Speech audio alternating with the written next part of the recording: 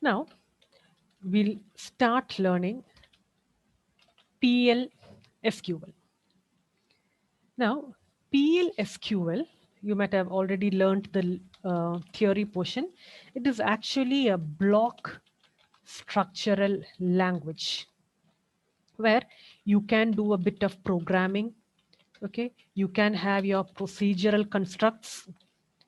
Okay, you can have procedures, you can have functions, and all that.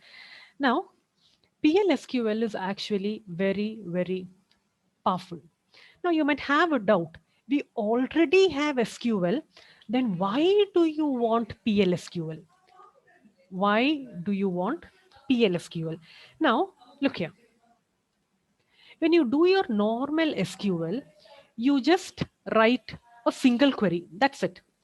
At a point of time, you will be able to write only a single query. And soon after you finish off the query, you'll get the answer. Look here. I gave a single query. As soon as I finish off the query, I'll get the answer and so on.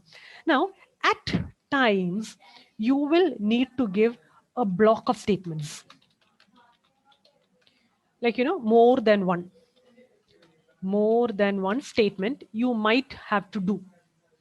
Now, when you have to do block of statements, you will be going for PLSQL because your normal SQL will no longer support blocks of statements. As we saw earlier, your normal SQL is just a single statement. Your single statement can be a very big statement. Okay, like we did some okay, yeah. What, however big get it, like look here. Okay, yeah, a big statement, or you go upwards.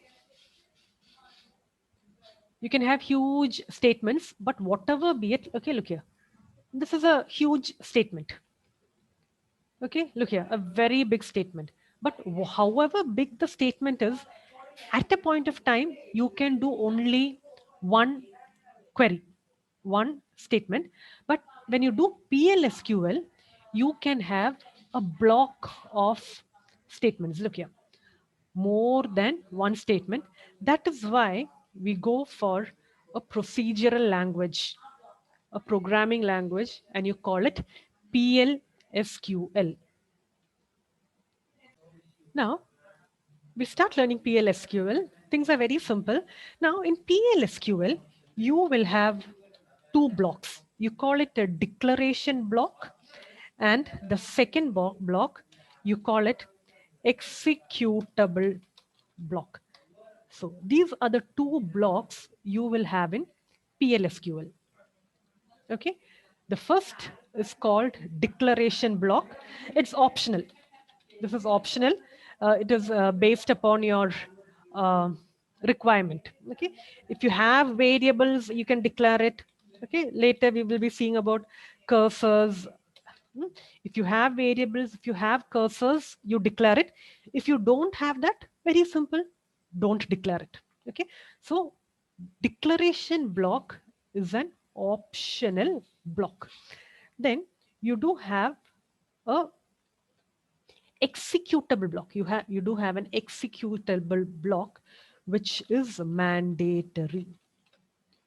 It is compulsory that you have an executable block. Now, this declaration block, you will have a keyword called declare. The capsing is okay. You can either have it in capital letters or you can have it in small letters, no problem. Okay, anything is fine. Okay, this is a keyword declare, and then you will write things. This executable block, you will have it inside a begin and an end. Okay, and inside over here you can have your statements. Okay, it will start with a begin, it will end with an end. Look here, you will have a semicolon. In between, you will have many statements. And the whole of your PLSQL code, it will end with a slash. It will end with a slash. So I'll go once again. Okay, when you talk about a PL SQL block, you call it a PL SQL block. It's not a program actually, it's just a block of SQL statements. Okay, so your PL SQL block will have two portions. The first portion is the declaration portion, which is optional. If you have variables, if you have cursors, you can have a declaration block. Otherwise, simply avoid the declaration block.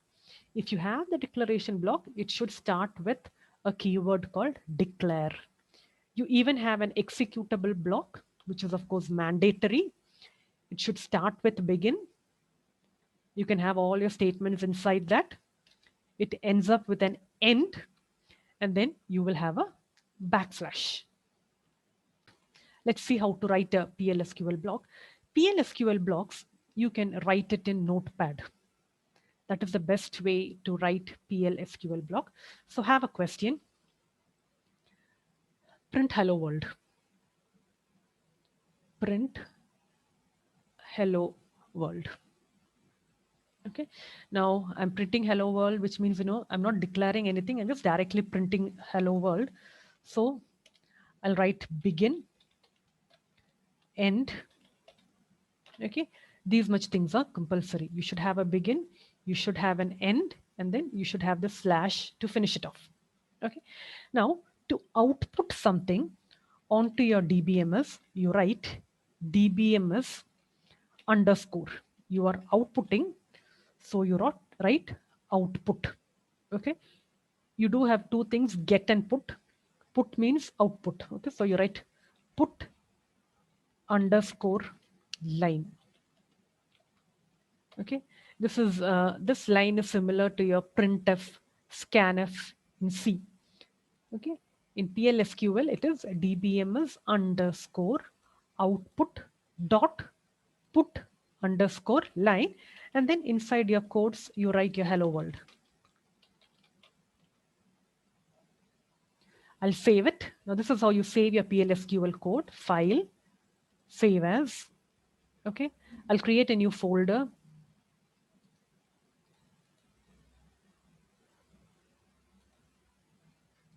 Okay, I'll give the name PLSQL.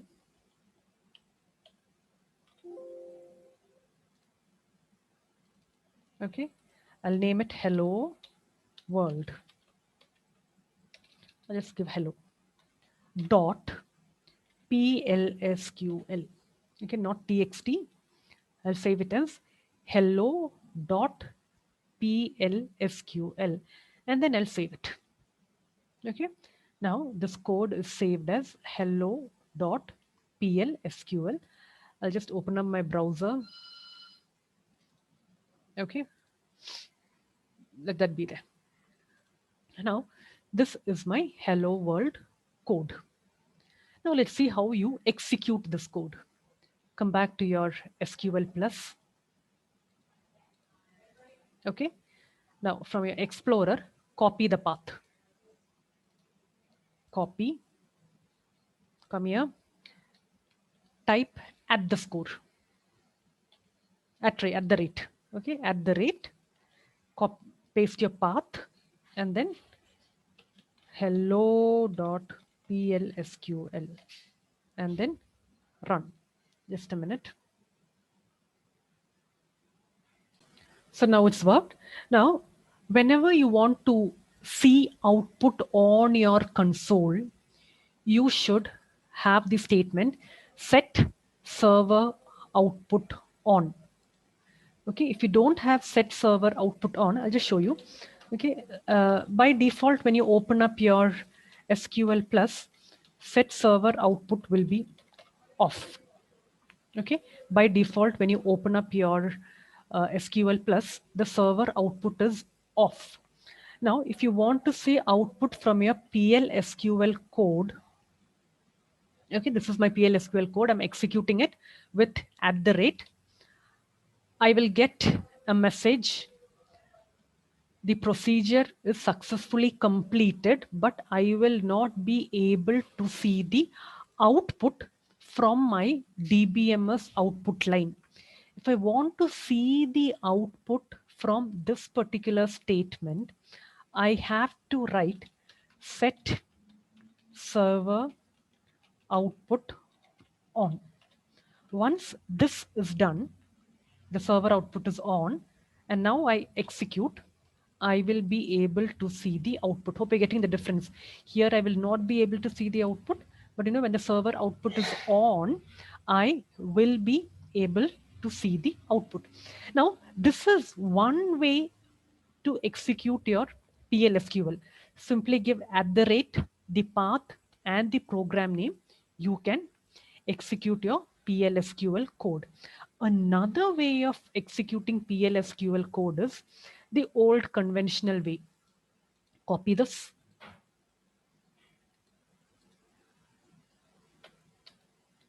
Okay. Paste it over there. Paste it over there. Hit and enter. You will get the result. So you can do it however you are comfortable.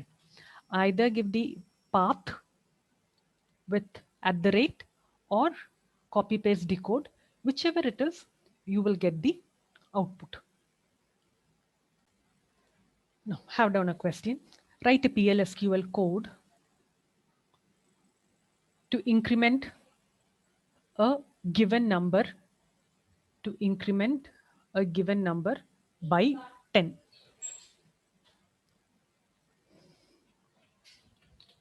Okay, a given number means you have to assign value for the number.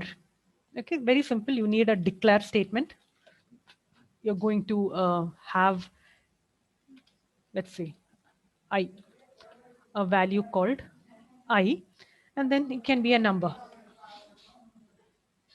You can either write it as number, give a size equal to 10 or whatever, or you can write I integer, anything is fine,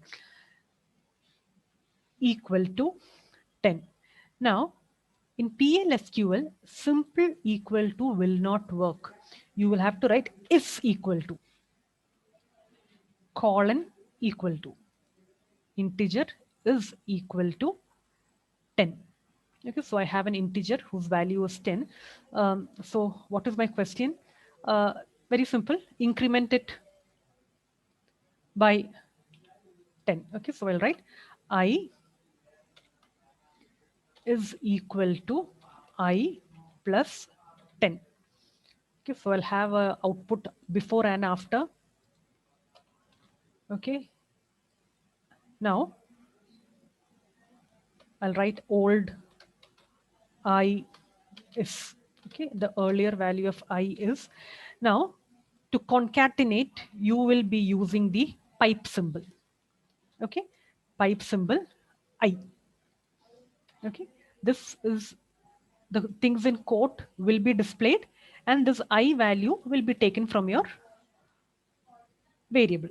Okay, and I'll even do my new value.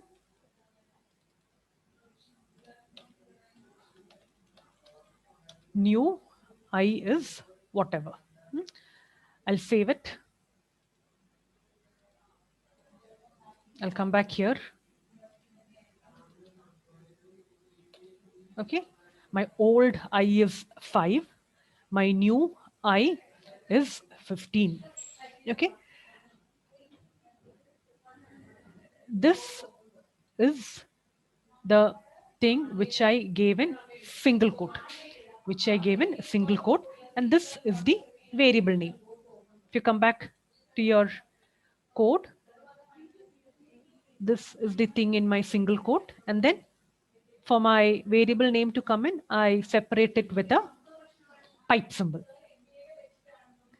Now, this is what I told you earlier. The declare is completely optional. Earlier program, we did not use variables, so we did not have declare.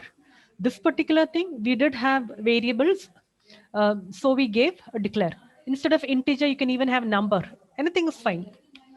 Number, if you're giving number, you should be giving the size. If you're giving number, you give the size. If you're giving integer, you need not give the size. Okay, you get the same answer. So keep in mind, if you're giving integer, need not give the size. If you're giving number, you should be giving the size. Example, you can have, let's say, T, varchar2. The same things which you give in your SQL. Varchar2 is equal to hello world.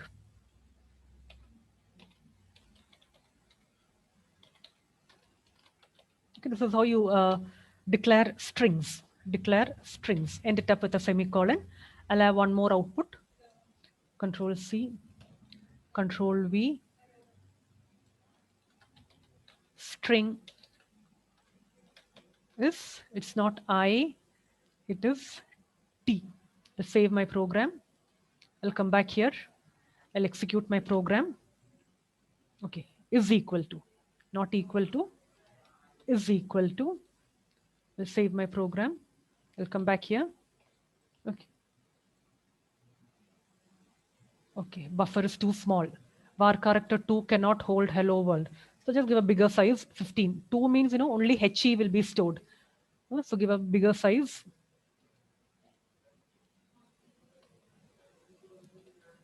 String is hello world, old I is 5, and new I is 15.